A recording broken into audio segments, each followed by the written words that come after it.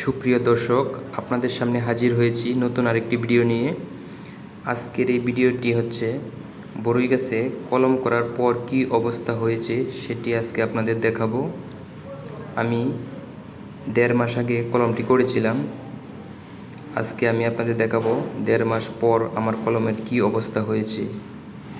আপনারা অবশ্যই আপনাদের বাড়িতে জংলি বরই গাছ থাকলে সেটাতে আপেল কুলের ডাল সংগ্রহ করবেন এবং সেখানে কলম করবেন।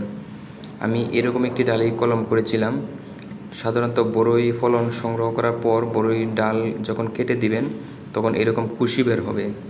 কুশি বের হওয়ার 1 মাস পর আপনি কলমটি করতে পারেন। অবশ্যই মনে রাখবেন, কলম করার উপযুক্ত সময় এপ্রিল থেকে জুলাই, তবে আগস্ট পর্যন্ত করা যেতে পারে। এই যে দেখেন, আমি বরই গাছে ফলন সংগ্রহ করার পর ডালটি কেটে দিয়েছিলাম, পরে এরকম কুশি বের হয়েছে। তারপর আমি কলম করেছি। আমি যতগুলা কলম করেছি সবগুলা কলমই সঠিকভাবে হয়েছে। এই দেখেন, এখানে একটি জয়েন্ট, মানে কত সুন্দরভাবে আসলে জোড়া লেগে গেছে, মানে বোঝার কোনো উপায় নেই। তারপরে কিছুটা দেখা যাচ্ছে।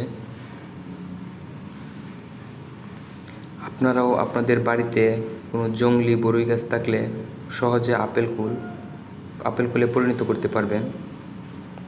অবশ্যই আপনাদের আপেল কুলের একটি ডাল সংগ্রহ করতে হবে। আমি যে কলমটি করেছি এই বছরই কলমটি করেছি এবং আমি ফলন পাবো এই সামনে বছর থেকেই। সামনে বছর যখন বরই ধরা শুরু হবে তখন থেকে আমি বরই গাছের ফলন পাবো। আমার এই ভিডিও লোকেশন কিশোরগঞ্জ জেলায় পাকুন্দিয়া উপজেলায় হুসেন্দি গ্রামে। এই ভিডিওটি আমি আমার নিজ বরই গাছে করেছিলাম।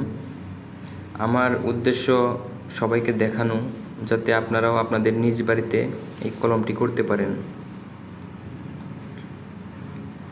আসলে কলমটি করবেন অবশ্যই একটি ভালো ঢালে করবেন।